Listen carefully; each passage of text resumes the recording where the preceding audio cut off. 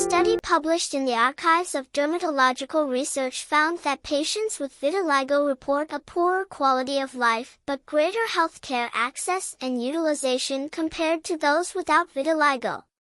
Researchers noted that vitiligo patients often experience negative psychosocial effects, such as depression, anxiety, and reduced quality of life. Despite this, prior studies indicate that around half of vitiligo patients did not receive treatment within the first year after diagnosis. To investigate this, researchers conducted a study to explore healthcare access, utilization, and the disease burden among vitiligo patients.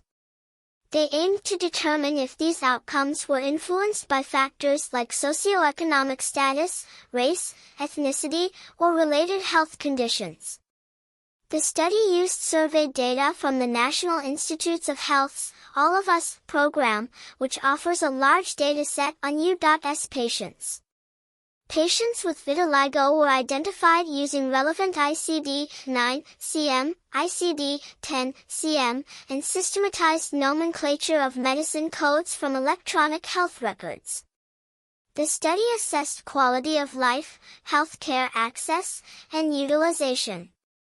Quality of life was measured through a question from the Overall Health Survey, which asked patients to rate their overall quality of life on a 5-point scale. Responses were categorized as worse, fair or poor, or better, good, very good, or excellent.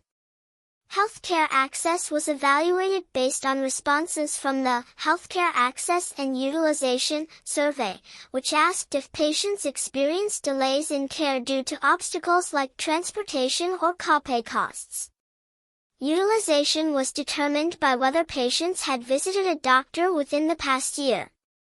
Out of 409,218 patients in the All of Us program as of September 2023, 1,094, 0.3%, had vitiligo. However, the analysis focused on the 190,209 participants who completed both relevant surveys, including 573 patients with vitiligo. Among these, vitiligo patients reported a fair or poor quality of life more frequently than those without the condition. Conversely, fewer vitiligo patients reported delayed care or not seeing a doctor in the past year. Non-Caucasian patients with vitiligo were more likely to report a fair or poor quality of life and delayed care due to obstacles compared to Caucasian patients.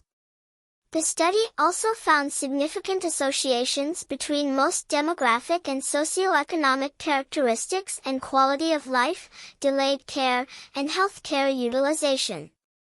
Compared to Caucasian patients with vitiligo, Black, Hispanic, and patients of other racial/ethnic groups were more likely to report a fair or poor quality of life.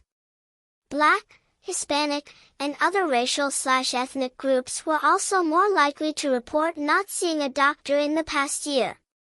Additionally, patients of other racial/ethnic groups were significantly more likely to report delayed care, while Black patients were slightly less likely to report delayed care.